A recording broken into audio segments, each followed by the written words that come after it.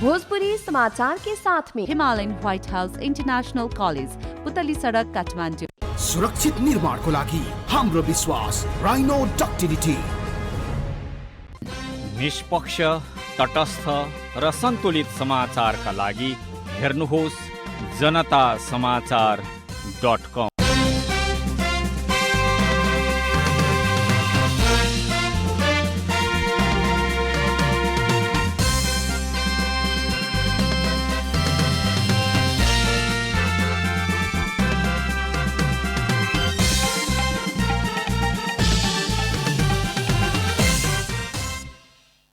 नमस्कार, हम अफरोज। दोपहर 3 बजे के भोजपुरी समाचार में स्वागत बा। सबसे पहले प्रमुख समाचार। नेपाली कांग्रेस के बाकी रहल 16 जिला के अधिवेशन फागुन 13 गते होगी। एमसीसी संसद से पारित होके पड़े के कांग्रेस की कहना।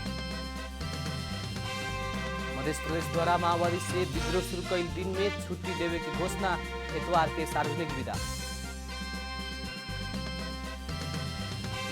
राष्ट्रीय गौरव के आयोजना सबके आर्थिक स्थिति प्रति संसदीय समिति के ध्यान, काम ही प्रभावित होके वाला किस्म से गलत आंकड़ा पेश न करला निर्देशन। स्विट्जरलैंड जनावर में मेडिकल परीक्षण बंद करे वाला संसार के ही पहिलका देश बन रहल। परीक्षण के नाम में सालाना 5 लाख से ज्यादा जीव जंतु के मृत्यु। आज शहीद स्मारक ए डिवीजन लीग फुटबॉल में आज 3 गो खेल हो रहा।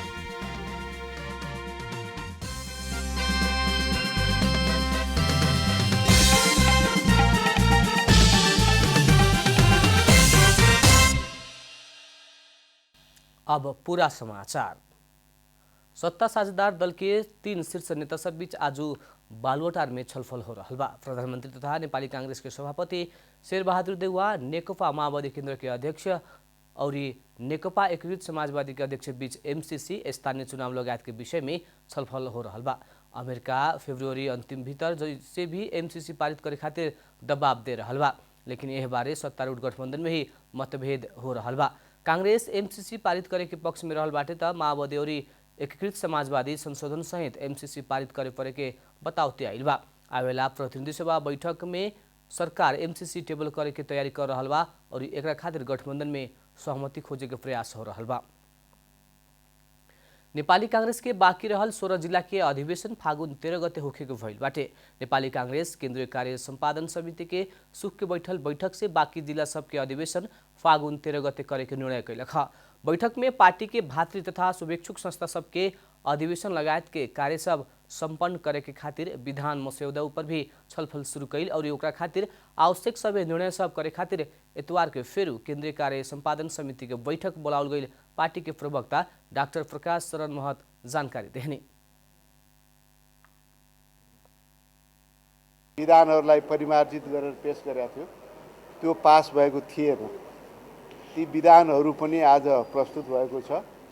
पर्सिको मिटिङमा सबै कार्य सम्पादनका सदस्य साथीहरूले पढेर त्यो पर्सि नै छलफल गरेर त्यो पनि पारित गर्ने। बीपीसी शुरू भइल बैठक मूलतः स्थानीय तह के निर्वाचन बारे के छलफल में केंद्रित रहल। नेता अर्जुन नरसिंह केसी बताउनी, स्थानीय निर्वाचनदेखि लिएर भातृ संस्थाहरूसम्म र नेपाली कांग्रेसको संगठन सुदृढीकरण गर्नेदेखि लिएर शुभेच्छुक संस्था लगायतको अहिले सम्पूर्ण रूपबाट चाहिँ नि स्थानीय निर्वाचन केन्द्रित छलफल नै हो। त्यो छलफलमा आफ्ना आफ्ना दृष्टिकोण सबै साथीहरूले राखिराख्नु भएको छ। अहिले अन्तिम निष्कर्षमा हामी केही पुगेका छैनौँ। बैठक में नेता सब बीच एमसीसी संसद से पारित करके जाए पड़े के विषय में एकमत रहल। नेपाली कांग्रेस जनौले बा। स्थानीय तह निर्वाचन की तैयारी में जुटल निर्वाचन आयोग काम में तेजी देहले बाटे। आवेला बैशाख 30 गते होखे के कहल स्थानीय तह निर्वाचन के खातिर निर्वाचन नियमावली अनुसार आंतरिक गृह कार्य के तेज बनावल आयोग जनौले बा। मतदाता नामावली संकलन के रोक के ओकरा के अद्यावधि करे के काम हो रहल। आयोग निर्वाचन के खातिर चाहल सामान्य से संवेदनशील करके करीब 60 प्रकार के सामग्री खरीद के तैयारी शुरू कैले बा। ओकरा खातिर बजेट खातिर अंतिम रूप देव खातिर लागल आयोग जनौले बा। आयोगबाट निर्वाचन आयोगलाई यो निर्वाचन व्यवस्थापन गर्नको लागि चाहिने जुन आर्थिक स्रोत छ त्यो नेपाल सरकारसँग माग्नको लागि चाहिँ बजेटलाई अन्तिम रूप दिने काम पनि भइसकेको छ। सम्भवतः अब आउने हप्ताको सुरुमै अथवा आइतबार सोमबारसम्म हामीले नेपाल सरकारसँग लाग्ने अनुमानित बजेट जुन अलि बढी वस्तुनिष्ठ हुन्छ त्यसलाई हामी माग गर्नेछौँ र नेपाल सरकारबाट बजेट प्राप्त भइसकेपछि खरिदका प्रक्रियाहरू द्रुत रूपमा अगाडि बढ्दछन्। निर्वाचन आयोग निर्वाचन अधिकृत के कार्यालय स्थापना और जिला सब में जनशक्ति के विवरण लेवे के क्रम में समेत काम कर रहा आयोग जनौले बा। अभिन हो रहा सभी काम सब पूरा करके एक हफ्ता भीतर निर्वाचन कार्यतालिका सार्वजनिक करे के आयोग जनौले बा।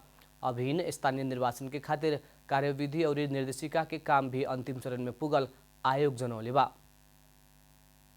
विभिन्न शाखाबाट र विशेष गरी कानुन शाखाबाट निर्माण हुनुपर्ने स्थानीय तह निर्वाचनसँग सम्बद्ध विभिन्न कार्यविधिहरू तथा विभिन्न निर्देशिकाहरूलाई अन्तिम रूप दिने काम पनि तदारुकताका साथ अगाडि बढी नै रहेको छ। निर्वाचन कार्यतालिका अन्तर्गत कार्यविधि, बजेट तर्जुमा, दल दर्ता, मतदाता नामावली, उम्मेदवारी दर्ता, निर्वाचन अधिकृत नियुक्ति लगायत के विषय समेटल जाए। इस बेर के निर्वाचन में करीब 1,80,00,000 से ज्यादा मतदाता रहल आयोग के अनुमान बा। मध्य प्रदेश सरकार इतवार के 27वां जनयुद्ध दिवस के अवसर में विदा देवे के सूचना जनौले बा। सुख के सूचना सार्वजनिक करत मध्य प्रदेश सरकार विदा देलक हुए तत्कालीन विद्रोही नेकपा माओवादी से नेपाल में सशस्त्र युद्ध शुरू कैल दिन के माओवादी जनयुद्ध कहला। 2052 साल फागुन 1 गते माओवादी से विद्रोह शुरू कैल दिन के अवसर में मध्य प्रदेश सरकार सार्वजनिक विदा देवे के निर्णय कैलक। सुख के मध्य प्रदेश सरकार के आंतरिक मामला तथा संचार मंत्रालय से सूचना जारी करत इतवार के सार्वजनिक विदा देवे के निर्णय कैलक। भोजपुरी समाचार में अब छोट विश्राम।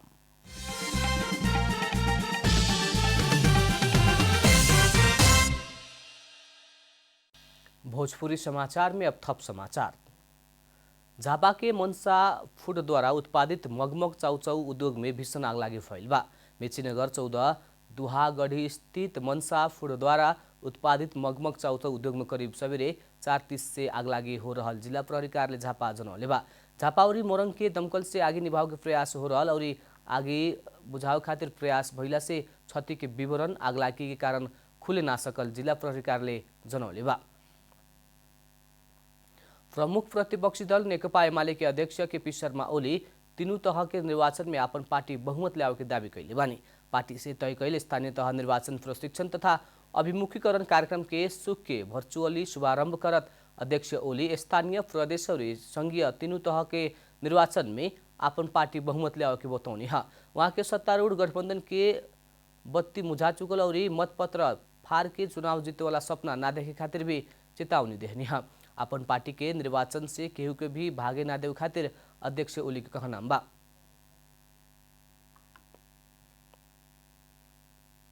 निर्वाचनबाट हामी कसैलाई भाग्न पनि दिँदैनौँ र निर्वाचनलाई अबका निर्वाचन बत्ती निभाएर जित्ने, मतपत्र च्यातेर जित्ने सपना नदेखे हुन्छ, कल्पना कसैले नगरे हुन्छ, त्यो पनि भनिदिन चाहन्छु।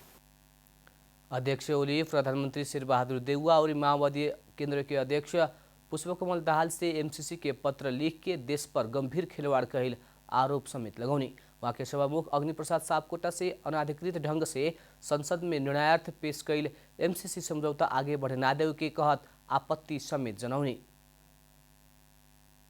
सभामुखले सरकारले निर्णयार्थ पेश गर्नका लागि संसदमा प्रस्तुत गरेको दर्ता गरेको चिजलाई सभामुखले पेश नगरेर रोक्छु भन्न सभामुखको अधिकार छैन, कर्तव्य होइन र उनले त्यो अनधिकृत ढङ्गले बलमिचाइ गरे। अध्यक्ष ओली चुच्चे नक्शा प्रयोग गरेको काम सरकार और सत्तारूढ़ दल से ना कैल देश और देश के भौगोलिक अखंडता ऊपर खिलवाड़ कर रहा आरोप समेत लगौनी। संसदीय समिति नारायणघाट बुटबल सड़क खंड में डीपीआर में उल्लेख कैल से ज्यादा गाछी सब काटल से गाछी काटे के गलत आंकड़ा पेश करे वाला और काटल स्वीकृति दे वाला ऊपर छानबीन करे के निर्देशन देले बा। प्रतिनिधि सभा अंतर्गत के विकास तथा प्रविधि समिति के सुख के बैठक से नारायणघाट बुटबल सड़क खंड में दोनों पैकेज में डीपीआर में उल्लेख कैल से ज्यादा गाछी काटे वाला पर छानबीन करके प्रतिवेदन पेश करे खातिर भौतिक पूर्वाधार तथा यातायात मंत्रालय के निर्देशन देहलखा। आयोजना के काम ही प्रभावित होके वाला हिसाब से गलत आंकड़ा पेश कैल समिति के ठहरबा।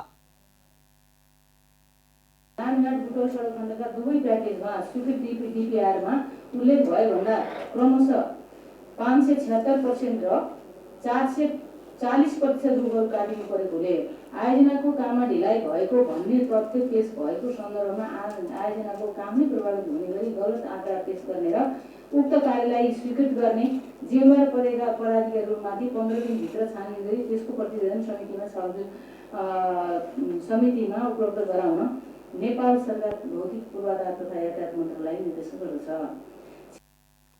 ऐसे ही बैठक पड़ोसी राष्ट्र सबसे नेपाल प्रवेश करे वाला बड़का मालवाहक सवारी साधन से निर्धारित मापदंड और सड़क की क्षमता से ज्यादा मालवाहक सब बोकल ना बोकल संबंध में प्रवेश नाका में ही परीक्षण करे के खातिर नीतिगत व्यवस्था मिलावे के खातिर सरकार के निर्देशन देहले बा। राष्ट्रबाट नेपाल प्रवेश गर्ने ठुला मालवाहक सवारी साधनको निर्धारित मापदण्ड र सडकको पारवहन क्षमता भन्दा बढी माल वस्तुहरू लोड भए नभएको सम्बन्धमा भन्सार नाका प्रवेश गर्दाकै अवस्थामा अनिवार्य रूपमा परीक्षण गर्ने गरी नीतिगत व्यवस्था मिलाउन नेपाल सरकार प्रधानमन्त्री तथा मन्त्री परिषदको कार्यालयलाई निर्देशन गर्दछ। समिति से स्थलगत अध्ययन अवलोकन भ्रमण होके तैयार कैल नारायणघाट बुटवल सड़क खंड के स्थलगत अध्ययन अवलोकन भ्रमण प्रतिवेदन 2078 और मदन भण्डारी लोकमार्ग के स्थलगत अध्ययन भ्रमण प्रतिवेदन 2078 के पारित करत प्रतिवेदन निर्दिष्ट करल विषय में कार्यान्वयन के खातिर उ प्रतिवेदन सरकार वाला मंत्रालय तथा निकाय सब में पठाव के समेत निर्णय कैले बा। अब आर्थिक समाचार।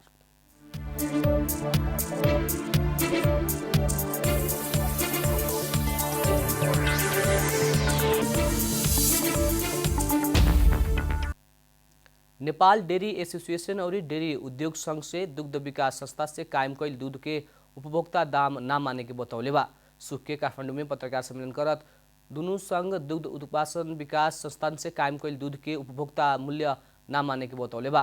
पत्रकार सम्मेलन में नेपाल डेयरी एसोसिएशन के अध्यक्ष राधाकृष्ण सापकोटा डीडीसी से अपने सम्मिलित होके कैल निर्णय के लत्यावत कहत अब डेयरी एसोसिएशन और डेयरी उद्योग अपन ढंग से आगे बढ़े के बतौनी।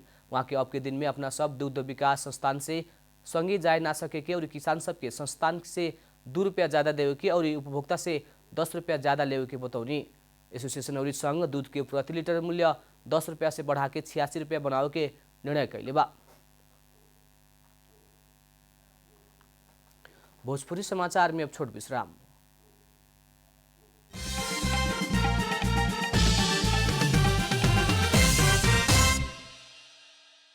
अब खेलकूद समाचार।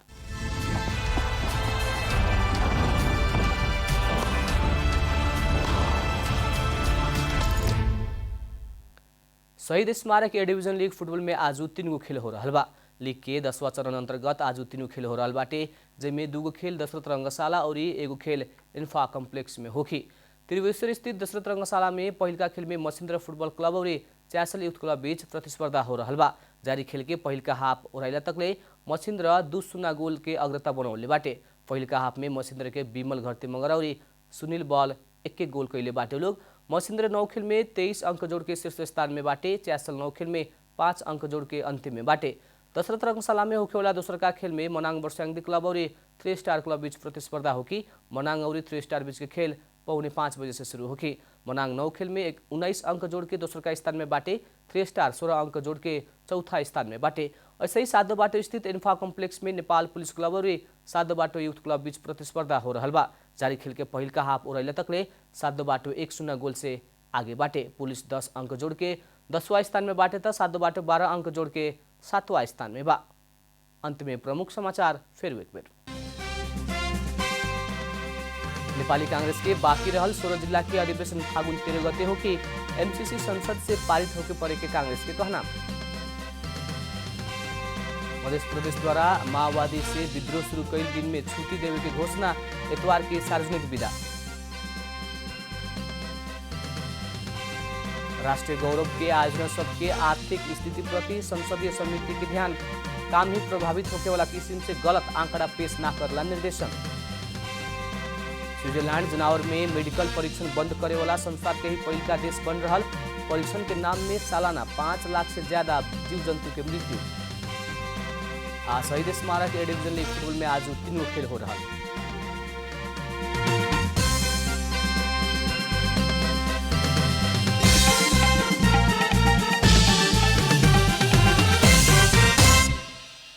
भोजपुरी समाचार अभी खातिर इतना ही। जनता द्वारा जनता खातिर प्रसारित जनता टेलीविजन देखत रहें। प्रणाम।